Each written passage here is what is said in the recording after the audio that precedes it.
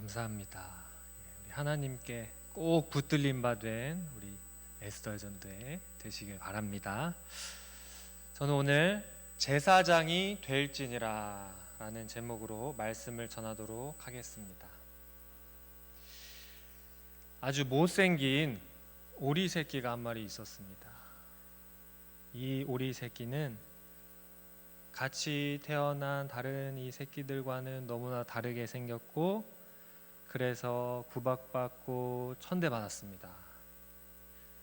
이 오리 새끼는 늘 자존감이 낮았습니다. 또 우울한 마음이 있었습니다. 그렇게 자기가 같이 태어난 그 오리들 사이를 벗어나서 이곳저곳 정처 없이 떠들게 되었습니다. 그러다가 너무나도 아름다운 백조무리를 보게 되었습니다.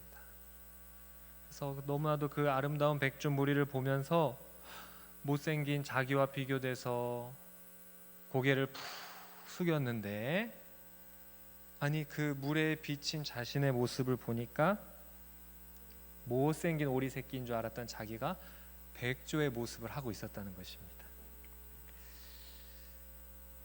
이 미운 오리 새끼는 사실은 백조의 새끼였던 것입니다.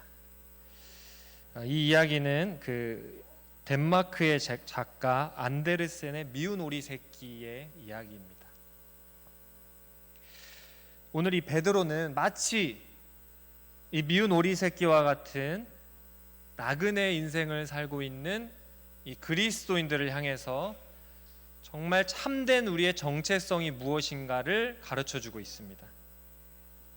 베드로는 당시 여러 곳에 흩어져 있는 많은 유대인과 또 이방인 그리스도인들을 향하여서 문안 인사를 하면서 그들이 비록 여러 곳에 흩어져 살고 있지만 삼위일체 하나님의 택하심을 받은 교회이고, 또 이 고난의 상황에 처해 있고 여러 가지 어려운 상황에 처해 있는 이 교회 공동체들을 향해서 이 땅에 살면서 정말 변화된 신분으로 살아가야 된다라는 것을 강조하면서 말하고 있습니다. 그러면서 실제적으로 그 삶의 그 모습 속에서 어떻게 살아야 되는지를 가르쳐 주고 있습니다. 첫째로 베드로는 이렇게 말하고 있습니다. 부정한 말을 버리고 신령한 젖을 사모하라는 것입니다. 1절 말씀에 그러므로 모든 악독과 모든 기만과 외식과 시기와 모든 비방하는 말을 버리고 갓난아기들 같이 순전하고 신령한 젖을 사모하라. 이는 그로 말미암아 너희로 구원에 이르도록 자라게 하려 함이라. 아멘. 이 베드로가 서신을 써서 보내는 이 대상은 당시 로마 제국 전역에 흩어져 있는 이제 그리스도인들을 향하여 보내고 있는데, 이들의 신분은 사회적으로도 이들이 고국을 떠나서 이리저리 흩어질 수밖에 없는 상황 속에서 이민자의 또 신분을 가지고 있었지만, 또한 영적으로도 하나님 나라의 백성이라는 정체성을 가지면서 또 하나님을 믿지 않는 이 이방 세계, 이방 종교를 믿고 또 우상을 섬기는 그런 세상 속에서 사는 그런 영적인 나그네 인생이었다는 것입니다. 이런 경우에 겪는 가장 큰 문제가 무엇이겠습니까? 바로 내가 이상적으로 생각하는 것과 이 현실에서의 삶에 이게 괴리가 생긴다는 겁니다. 성경을 읽고 늘 성경을 읽으면서 하나님 나라를 꿈꾸며 신앙생활 하지만, 그러나 이 현실에서는 너무나도 먹고 살기도 힘들고 믿음 지키며 살기도 힘든 것입니다. 이렇게 이상과 현실의 괴리가 발생할 때 우리들의 마음은 어떨까요? 나도 모르게 우리 마음 안에 부정적인 생각이 많아지고, 그러다 보면은 부정적인 언어가 많아지게 됩니다. 짜증이 많아지게 됩니다. 또 어떤 문제가 생겼을 때 남 탓을 하게 되고 사회 탓을 하게 되는 것입니다. 이 베드로는 하지 말아야 될 것과 또 해야 될 것을 말하고 있습니다. 이때 하지 말아야 될 게 무엇이냐? 부정적인 말을 하지 말라는 것입니다. 오늘 본문에 보면 모든 악독이라고 나와 있습니다. 모든 악독, 이것은 미덕의 반대어입니다. 종교적, 윤리적인 그런 온전한 행실을 드러내지 못하는 그런 말들, 이것을 이제 악독이라고 합니다. 또한 마음속에서 의도적으로 타인에게 상처를 주려고 하고 해하려고 하는 이런 무자비한 것들, 이런 악한 마음이 아예 그냥 입에 습관이 된 거, 이것을 악독이라고 하는 겁니다. 그리스도인으로서 은혜를 끼치고 덕을 세우는 말이 아니라 상대를 해하고 공격하는 이런 언어 사용하지 말라는 것입니다.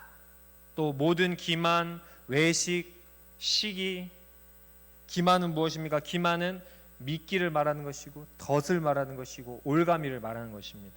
외식은 무엇입니까? 외식은 겉과 속이 다른 거예요. 시기는 무엇입니까? 시기는 소극적으로는 이 타인의 성공을 이렇게 속상해하지만 적극적으로는 타인이 잘 되는 것을 방해하는 겁니다.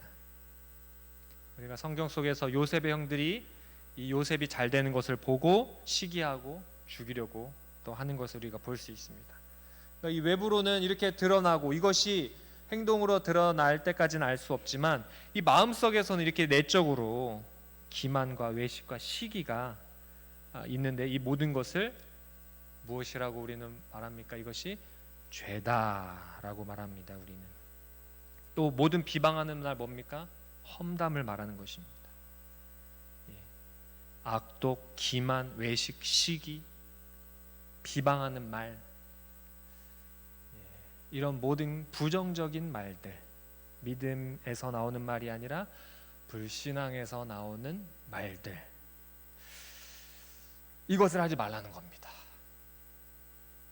우리 한국인은 OECD 국가 중에서 우울증이 제일 많다고 합니다. 또 이 서울대 심리학과 이부영 교수라는 분이 한국인 성격의 심리학적 고찰이라는 글에서 한국 사람에 대해서 이렇게 연구하고 정리를 한번 해본 겁니다. 한국인은 노여움을 잘 타고 남을 잘 원망하며 원한에 사무친 나머지 여러 가지 형태로 복수하는 경향이 짙다, 이렇게 평가를 하고 있습니다.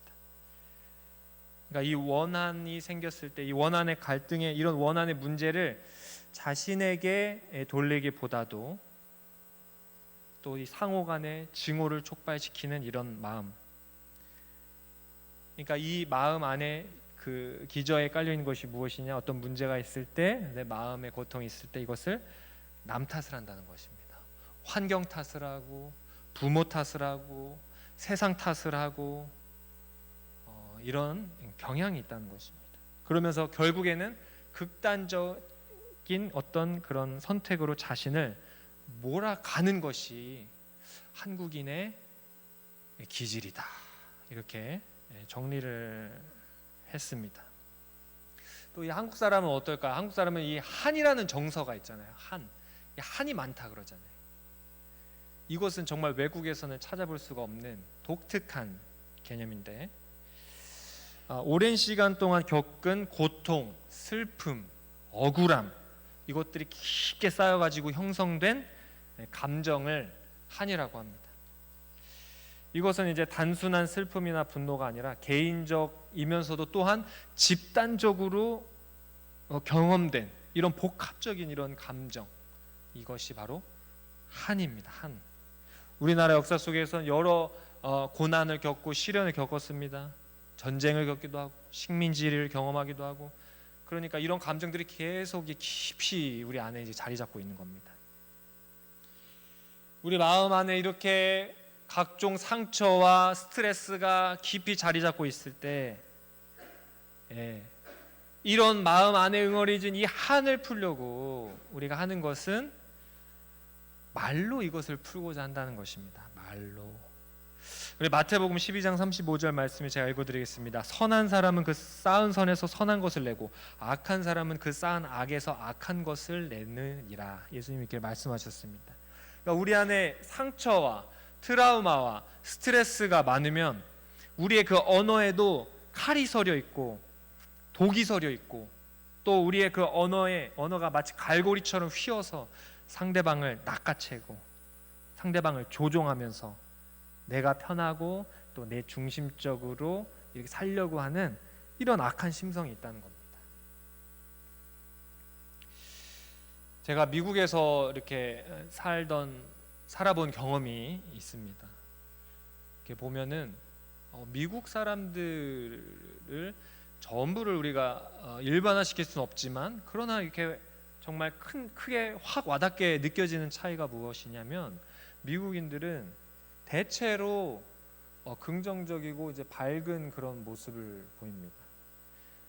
그런데 이 겉으로 이 사람들이 긍정적이고 밝다고 해서 정말 그 삶도 행복하고 좋은 일로만 가득하냐, 또 그런 건 아닙니다. 삶에도 아픔이 있고 뭐 가정이 깨어진 아픔이라든지 다양한 어떤 삶의 어려움을 그 누구나 다 겪듯이 그걸 겪습니다. 그러나 이런 어떤 아픈 과거가 이 현실의 삶까지, 나의 그 현실의 태도에까지 가져오지는 않는 것입니다. 그러니까 늘 긍정적인 마음을 유지하려고 하고 밝은 모습을 유지하려는 것을 볼 수가 있었습니다. 그런데 우리 한국인은 어떻습니까? 한국인들은 어떤 분들은 평소에 늘 이렇게 활기가 있다가 어느 날 굉장히 막 우울해하세요. 그래서 왜 그렇게 우울하시냐 그러면은 뉴스를 보니까 우울하다는 겁니다. 예. 일이 손에 안 잡힐 정도라는 겁니다. 또 어떤 분들은 너무 불안하다는 겁니다. 자기가 왜 그렇게 불안하냐니까, 뉴스에서 그 어떤 강력 범죄 그런 소식 같은 거를 이렇게 들으면은 자기가 무서워서 이렇게 어두운 데도 가지도 못하겠다는 겁니다. 그러니까 우리가 적당히 경각심을 가지고 그렇게 사는 것은 좋지만, 정말 그것 때문에 너무 그 두려움에 휩싸여서 또 불안함에 그냥 휩싸여서 그 우울한 그 영향을 받아서 일상에까지 이것이 영향을 끼치고 나의 어떤 하루를 이렇게 정말 좌지우지할 정도로 이렇게 사는 모습들, 이것이 과연 우리 신앙인의 모습일까요?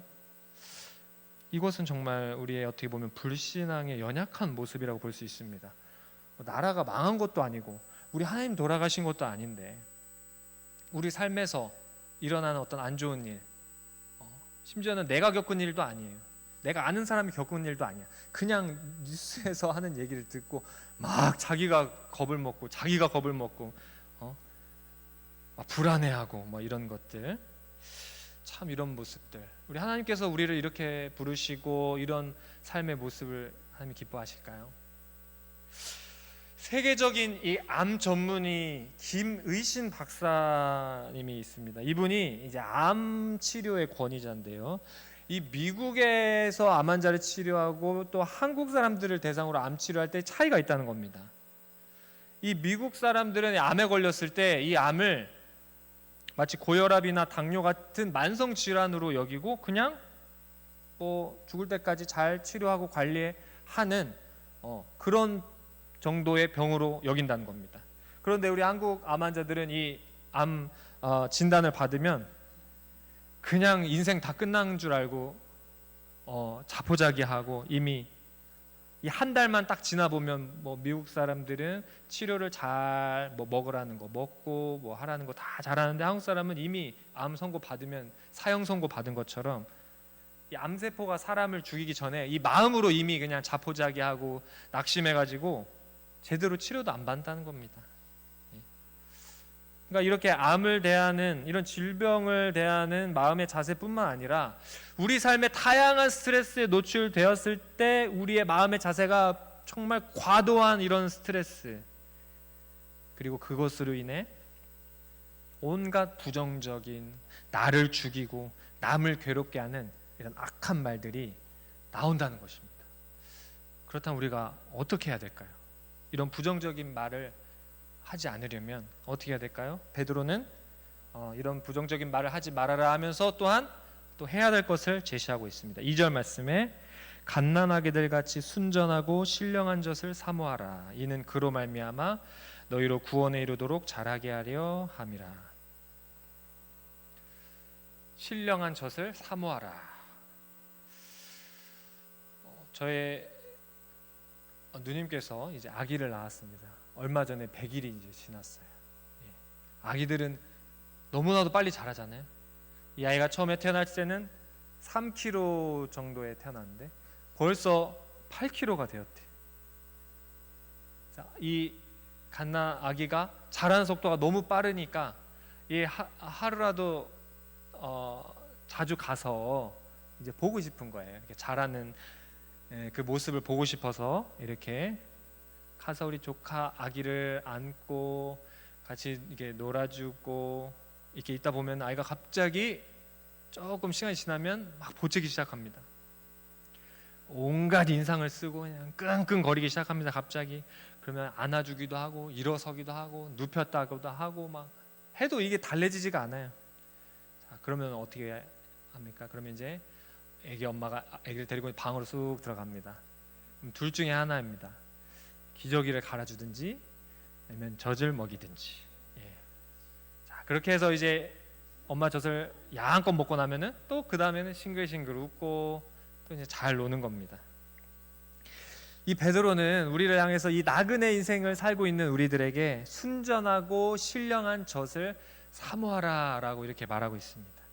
우리가 나그네 인생길 살면서 너무나도 많은 스트레스에 노출돼 있고 세상 사람들은 받지 않는 스트레스는 우리 그리스도인이기 때문에 또 받는 것들이 있습니다. 세상 사람들이야 뭐 이렇게 힘든 일 있고 그러면은 술 마시고 그냥 유흥 즐기고 그렇게 풀겠지만 우리 그리스도인들은 술도 마시지 않고 유흥을 또 하지 않기 때문에 어떻게 그럼 이 스트레스를 어떻게 이걸 해결할까요? 이렇게 나쁜 부정적인 언어로 이걸 막 풀려고 한다는 겁니다. 이렇게 욕구를 채우지 못한 아기가 온갖 인상을 쓰고 보채고 하듯이 우리 그리스도인들도 영적 욕구가 채워지지 않으면 온갖 스트레스를 받고 또 이것이 부정적인 말이 입에서 막 쏟아져 나온 겁니다. 이 아기가 막 울고 떼쓰듯이. 그러니까 그리스도인들이 그럼 어떻게 해야 될까? 이렇게 욕구 불만이 생기고 스트레스를 받고 막 부정적인 내 마음 안에서 쓴뿌리가 막 올라올 때 어떻게 해야 된다고 말하고 있습니까? 하나님이 주시는 순전하고 신령한 젖을 구하라는 것입니다. 4세기의 교부 어거스틴이라는 인물이 있습니다. 이 어거스틴은 기독교 가정에서 태어났고 자랐지만 이 복음을 깨닫지 못하고 그 다음에 공부를 하러 해외 유학도 가고 그러면서 자기 스스로 이런 마음 안에 채워지지 않는 그 영적 갈급함을 그걸 해소하기 위해서 유흥을 즐기기도 하고 또 마니교라고 하는 이단에 빠져서 그 가르침에 귀 기울이기도 했었던 것입니다. 그러다가 결국에는 이 어거스틴이라는 인물은 다시 하나님께 돌아오게 되고 성경을 읽고 거듭나게 됩니다. 그때 이 어거스틴이 고백을 합니다. 결국에는 돌고 돌아서 하나님께 돌아와서 이제 하는 고백이 우리가 하나님의 품에 안기기 전에는 참된 안식이 없나이다 라는 이 말을 남겼습니다. 그러니까 우리 안에 나도 모르게 가득 차게 되는 이런 온갖 스트레스와 불안과 이 우울증이 이런 막 쓴뿌리들이 술을 먹어서 해결되는 게 아니라는 것입니다. 이걸 약을 먹으면 이것이 해결이 될까요? 약을 먹어도 해결 안 된다는 겁니다. 내가 받은 상처, 나를 힘들게 한 사람, 그런 어려운 일들을 잔뜩 가지고 나랑 너무나도 마음이 잘 맞는 사람을 만나서 이 사람과 2시간, 3시간을 수다를 떤다고 해도 그때뿐인 겁니다. 문제가 해결되지 않습니다. 우리 입에서는 그저 이 악독과 기만과 외식과 시기와 비방하는 말이 끊이지 않는 것입니다. 공장에서 찍어내듯이 계속해서 나오는, 돌아서면 계속 나오는 겁니다. 이것을 우리가 어떻게 해결해야 되겠습니까? 이것을 순전하고 신령한 젖, 하나님의 말씀 앞에 나와야 되는 것입니다. 예배의 자리로 나와야 되는 것입니다. 찬양하고 말씀 듣고 또 기도하고 이렇게 할 때 진정한 안식과 치유와 기쁨과 평강이 우리 안에 임하는 것입니다. 이 어머니의 젖을 구하는 이 아기가 어머니의 젖을 물기 전에는 그 짜증과 그 욕구 불만이 해소가 되지 않습니다. 이 그리스도인들은 이렇게 하나님 말씀으로 우리 심령이 가득 채워지지 않으면 계속해서 이런 부정적인 말들을 계속 쏟아내면서 멈추지가 않는 것입니다. 이런 해결되지 않는 불안, 우울, 스트레스, 이것을 술로 풀고 또 이것을 스트레스를 어떻게든 막 해소하려고 이제 하지만 우리 그리스도인들은 어떻게 해야 될까요? 우리가 공예배를 철저히 드리는 겁니다. 할렐루야. 예, 우리 주중에도 수요 예배, 또 금요 예배, 또 우리 새롭게 시작하는 구역 예배, 계속해서 예배 가운데 임재하신 그 하나님의 은혜로 우리 심령을 이제 채워야 되는 겁니다. 예. 우리 예배가 없는 날에도 교회 앞을 그냥 쓱 지나가는데 우리 성도님들 중에도 이런 분들이 있어요. 교회를 이렇게 지나가다가 꼭 교회에 들어와서 앉아서 소예배실에 앉아서 기도를 하고 가시는 겁니다. 아무도 없을 때, 우리 특성과 같이 아무도 없을 때 와서 딱 기도하고 또 이렇게 지나가고, 예. 이런 분들이 몇 분이 계세요. 예. 이것이 바로 순전하고 신령한 첫 하나님의 주시는 그 은혜로 우리 심령을 이제 채우는 겁니다. 예. 우리가 언제까지 이렇게 해야 될까요? 언제까지 이렇게 예배하고 말씀과 기도로 나가야 될까요? 언제까지? 우리 마음의 불안함과 그 우울함이 사라질 때까지, 우리 안에 참된 하나님이 주시는 하늘의 신령한 평안이 우리 안에 임할 때까지 해야 되는 것입니다.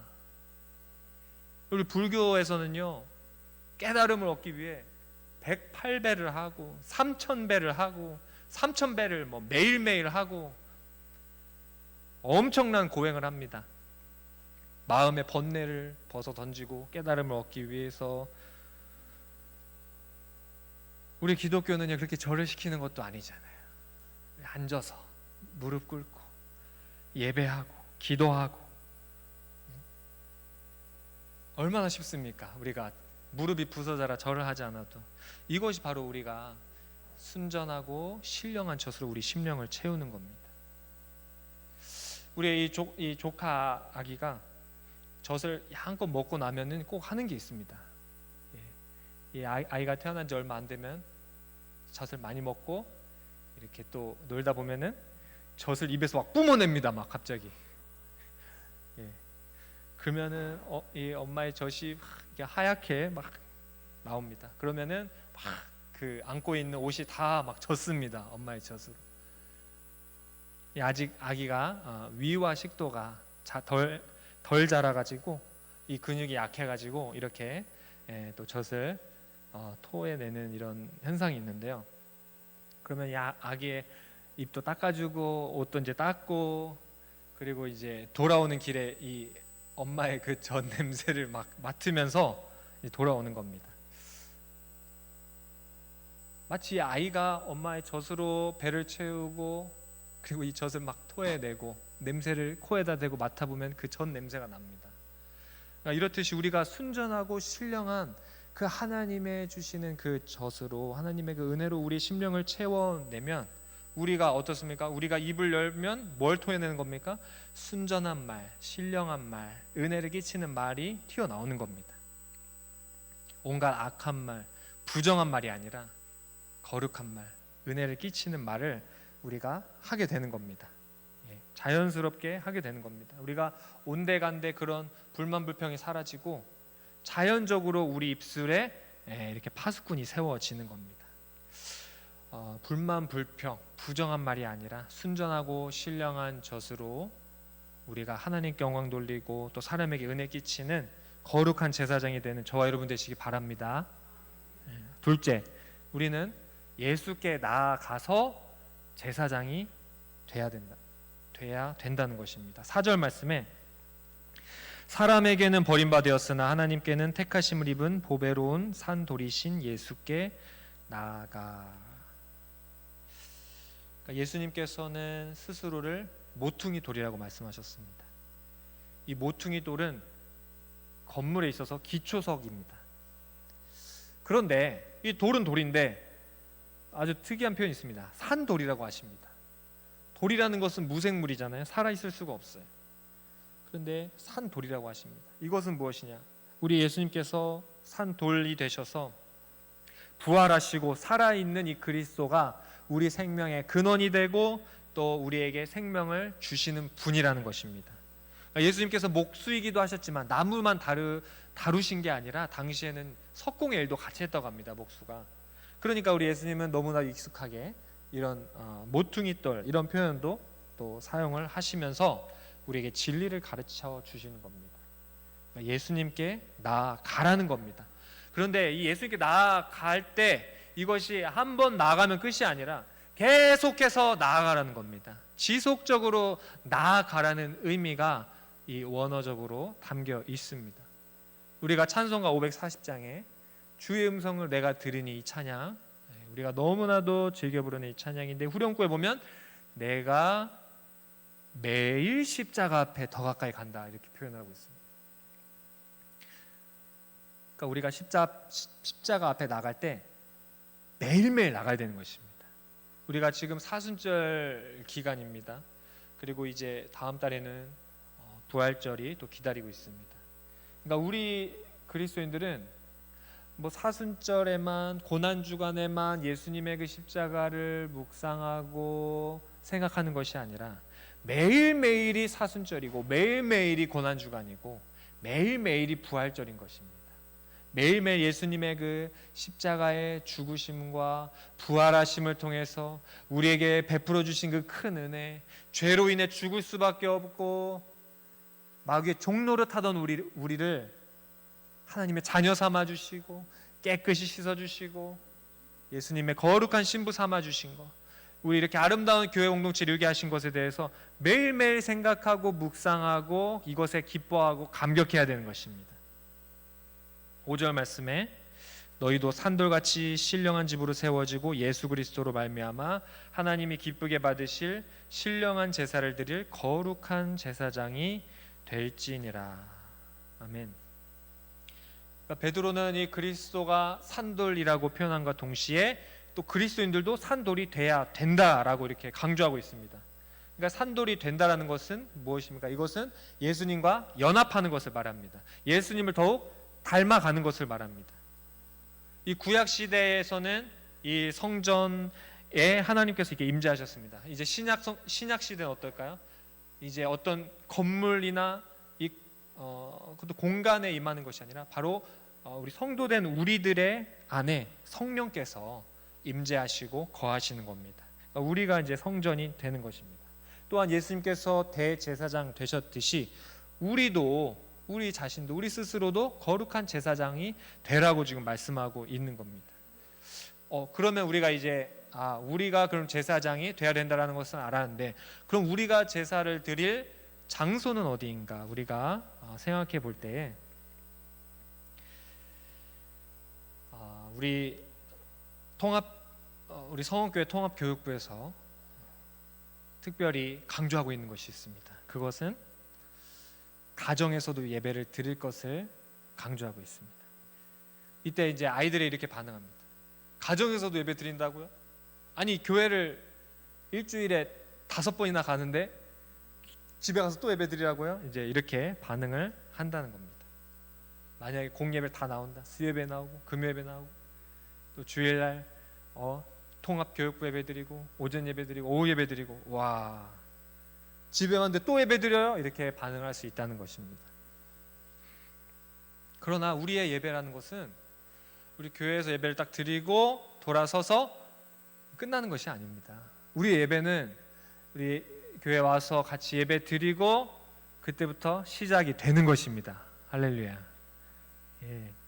교회라는 거는요, 교회는 건물이 아니라 우리가 그리스도를 주님으로 모셔 드린 그 한 사람 한 사람이 교회이기 때문에 우리가 그 산돌과 연합된 그 한 사람 한 사람이 교회이기 때문에 우리가 이곳에 모여서 예배하지만 이것이 예배고 이것이 교회일 뿐만 아니라 우리가 이곳을 떠나면서 이제 시작이 되는데 어떤 교회는요 이 점을 강조하기 위해서 교회 이름을 무빙 철치라고 이렇게 지었습니다. 무빙 철치가 뭡니까? 움직이는 교회라는 겁니다. 그래서 이 교회 로고가 교회 건물이 이렇게 있고 십자가가 있어요. 이렇게 건물이 이렇게 딱 있어요. 그리고 이 건물에 팔이 달려 있고 막 다리가 달려 있어서 막 달려가는 모습입니다. 교회 로고가. 그러니까 우리가 한 분 한 분이 바로 움직이는 교회라는 거죠. 한 분 한 분이 제사장이라는 것입니다. 우리는 먼저 우리의 공예배를 철두철미하게 드려야 됩니다. 그리고 우리가 제사장으로서, 우리가 영적 제사장으로서 그 제사를 드리고 예배를 드릴 그곳이 어디냐? 가정이라는 것입니다. 할렐루야. 가정 예배를 그동안 안 하고 있었다면 가정 예배를 회복하시길 바랍니다. 가정 예배를 하고 계시다면 더욱 열심히 하시길 바랍니다. 우리가 이 공예배만으로도 은혜 충만하고, 또 가정에 가서도 말씀 들은 거 서로 나누면서, 또 기도 제목 나누면서 격려해주고 축복해주고 그렇게 산다면 어쩌면 그걸로 충분할 수도 있어요. 그런데 어떻습니까? 우리가 가정에서의 삶의 모습이 이 교회에서의 모습과 동일합니까? 아니면 동일하지 않습니까? 우리 통합교육부 이제 아이들 부모님을 모시고 이 초청을 해서 이 부모님 세미나를 한 적이 있어요. 근데 이제 이분들이 오셔서 우리 아이들이 교회를 나오기 시작하면서 이제 어떤 이런 변화가 있었는지, 어떤 일들이 있었는지를 얘기를 해주시는 거예요.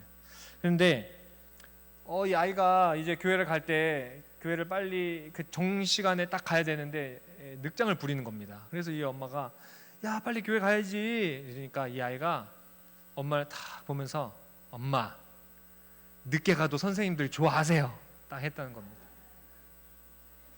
그러니까 이게 무슨 말이냐? 선생님들이 교회 오면 늦게 오건 어떻게 오건 그냥 오면 반겨주고 이뻐해주고 조금만 열심히 하면 칭찬해주고, 너무너무 아이가 막 사랑을 받고 막 은혜를 받으니까 우리 선생님들은 나를 무조건적으로 사랑하고 축복해준다라는 것을 이제 아는 거죠. 그런데 이 부모님이 이렇게 얘기를 하실 때 우리 선생님들의 반응은 저희가 집에서는 안 그래요. 이제 이렇게 하는 겁니다. 그러니까 무슨 말입니까? 교회에서는 교회 아이들 학생들 지도하고 가르치면서는 격려해주고 축복해주고 용납해주고 이렇게 하는데 집에 가서 우리 자녀들에게는 무뚝뚝하다는 것입니다. 축복의 말, 인정의 말, 이것을 너무나도 못한다는 겁니다. 근데 우리가 교회에서만 서로 사랑합니다, 축복합니다 하는 것뿐만 아니라 가정에서도 우리 가족끼리 서로 사랑한다고 표현하고 축복한다고 표현하고 너는 정말 소중한 사람이라는 것을 표현하고 격려해야 되는 것입니다. 할렐루야. 이것이 제사장의 삶인 것입니다. 이것이 바로 움직이는 교회의 모습인 것입니다. 이 시대가 너무나도 악해요. 이 시대는요 정말 왜 우리가 이 가정에서 이렇게 제사장으로서 우리가 그 예배의 삶을 살아야 되는가, 가정 예배를 드려야 되는가? 이 시대가 너무나도 악하고 정말 이 시대는 정말 계속해서 중독으로 나아갑니다. 아이들은 어떻습니까? 아이들은 게임 중독, 어른들은 어떻습니까? 알코올 중독. 우리 교회는 없지만 어떤 대형교회 장로님은요, 자기가 장로님인데 유튜브에 나와서 취중 진담 해가지고 얼굴 빨개 가지고 소주 술 따르면서 이제 주민에게 다가가는 정치를 하겠습니다 막 이렇게 하는 겁니다. 아주 대형교회 장로님이신. 또 어떤 장로님 딸은요 술을 너무너무 잘 먹는 거야. 그래서 이 술 먹방으로 아주 그냥 유튜브 조회수가 몇백만 회가 막 나옵니다. 그 유튜브 채널 이름이 땡땡땡 주막이에요. 주막. 장로님 딸이 주막을 세워서 되겠습니까? 우리가 이 교회에서만 예배드리고 가정에 돌아와서는 술 먹방하고 예배하지 않고 하나님을 주인으로 삼지 않는다면, 고백하지 않는다면, 우리가 아무리 직분자라고 해도 모태부터 신앙이 있다고 해도 이 중독으로 가는 이 사회 속에서 우리 이겨낼 힘이 없다는 것입니다. 우리가 진짜 중독돼야 되는 것이 무엇입니까? 우리는 예배에 중독돼야 되는 것입니다. 할렐루야. 예배를 안 하면 막 가시가 돋쳐야 돼요. 매일매일 말씀을 묵상하는 개인의 그 매일매일 예배를 드리고, 교회에 오면 또 교회 공동체로 예배드리고, 가정에서는 가정에서 예배드리고, 일터에 가면 또 일터에서 또 예배드리고 기도하고 잠깐이라도 그 가운데서 하나님의 임재를 느끼고 신령한 젖으로, 순전한 젖으로 우리 심령을 채워야 되는 것입니다. 사랑하는 성원교회 성도 여러분, 우리가 어떤 분들은 정말 이 세상 유혹에 더욱 취약한 분들이 있을 수 있어요. 더욱 이것에 연약하고 더 잘 넘어지는 분들이 있을 수 있습니다. 그럼 내가 연약한 만큼 어떻게 되겠습니까? 더 자주 교회 와서 기도하고, 더 자주 이 가정에서도 가족들 불러 모아서 성경 한 장이라도 읽고 찬송 한 장이라도 부르고 예배해야 된다는 것입니다. 그것이 어떤 삶이라고? 그것이 거룩한 제사장의 삶이라는 것입니다. 결론입니다. 우리 제사장 된 우리는 거룩한 사명을 감당해야 됩니다. 9절 말씀에 그러나 너희는 택하신 족속이요 왕같은 제사장들이요 거룩한 나라요 그의 소유가 된 백성이니 이는 너희를 어두운 데서 불러내어 그의 기이한 빛에 들어가게 하신 이의 아름다운 덕을 선포하게 하려 하심이라. 아멘. 정말 이 바벨론 같은 이 세상 속에서 하나님께서 우리를 자녀 삼아 주시고 우리를 택해 주시고 또 왕 같은 제사장 삼아 주시고 또 우리 하나님의 소유 삼아 주신 것은 하나님의 전적인 은혜인 것입니다. 우리 죄인된 우리를 왜 구원해 주셨다고 나와 있습니까? 말씀에 하나님의 그 덕을 선포하기 위해서 우리를 구원해 주셨다는 것입니다. 이 베드로전서 2장 1절에는 악한 말, 이런 부정적인 말을 버리라고 이렇게 말하고 있는데 이번에는 어떻습니까? 하나님의 그 아름다운 덕을 선포하라는 것입니다. 그러니까 우리가 우리의 입을 부정하지 않게 하려고 아무리 입을 부여매도 이것이 쏟아져 나올 수밖에 없지만 우리가 신령한 젖, 순전한 하나님의 젖으로 말씀으로 채우고 기도의 입술, 찬송의 입술로 바꾸고 또 우리가 하나님의 아름다운 덕을 선포할 때 자연스럽게 우리가 부정적인 이런 언어 습관이나 우울한 마음들 다 사라진다는 것입니다. 우리 하나님께서 우리를 어디로 부르셨습니까? 우리를 성은교회 성도로 부르셨을 뿐만 아니라 우리 하나님께서는 가정을 향해서도 부르셨고 우리의 일터를 향해서도 부르셨고 그 가운데서 뭘 하라고 하시는 겁니까? 하나님의 이 은혜로운 하나님의 그 덕을, 이 하나님의 아름다운 덕을 선포하라는 것입니다. 그것을 꼭 누구한테 이렇게 전도로 나타나지 않더라도 그곳에서 하나님께 기도하고 하나님이 이곳을 다스려 주시고 오늘 날 주관해 주시고 어려운 일들 주님께서 해결해 주실 것을 이렇게 기도하는 것입니다. 우리 지난 금요일에 우리 한나여전도회 주관으로 예배했습니다. 우리 한나여전도회 회장님의 고백이 너무너무 제가 은혜로워가지고 막 받아 적었습니다. 예. 우리가 이 제사장의 삶으로 정말 우리 하나님의 그 아름다운 덕을 선포하려고 할 때 이것을 하나님은 기뻐하시지만 마귀는 기뻐하지 않습니다. 온갖 방해와 어려움과 장애물이 있다는 것입니다. 우리가 교회를 잘 섬기려고 할 때, 가정을 잘 세우려고 할 때, 믿음으로 세우려고 할 때 어려움이 있다는 겁니다. 높은 산과 같은 어려움이 있고 정말 건너기 힘든 강과 같은 어려움이 있다는 겁니다. 우리 지난 금요일날 우리 한나여전도회 회장님 산이야 넘으면 되고 강이야 건너면 되는 거 아니겠습니까? 막 이렇게 말씀하시는데 제가 너무나도 은혜를 받았습니다. 너무 멋있는 고백인 것입니다.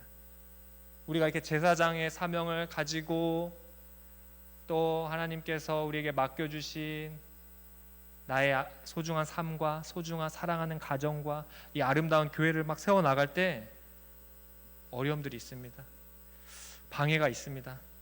그러나 우리가 그 산이 있으면 넘어버려야 되고 강이 있으면 건너 버려야 되는 것입니다. 이것이 하나님이 기뻐하시는 거룩한 제사장의 모습인 것입니다. 할렐루야. 사랑하는 성읍교회 성도 여러분, 이제 마무리를 하겠습니다. 우리가 부정한 말을 버립시다. 할렐루야. 신령한 젖을 사모합시다. 예수님께 더 친밀하게 나아갑시다. 가정에서도 예배하는 제사장이 됩시다. 우리 삶에 우리가 예배하지 않는, 기도하지 않는 영역이 하나도 없도록 하는 거룩한 제사장, 하나님께 영광 돌리는 저와 여러분 되시기를 바랍니다. 기도하겠습니다. 하나님 아버지 감사합니다. 베드로전서 2장의 말씀으로 우리가 나그네 인생길이라 해서 쓴뿌리가 우리의 입술을 더럽히지 않게 하여 주시고 오직 순전하고 신령한 젖을 사모하게 하여 주시옵소서. 산돌이신 예수님과 더욱 친밀한 신앙으로 제사장 되게 하여 주시고 가정과 세상 속에서 하나님의 선하심을 전하게 하여 주시고 거룩한 제사장의 사명을 감당하게 하여 주시옵소서. 예수님의 이름으로 기도합니다. 아멘.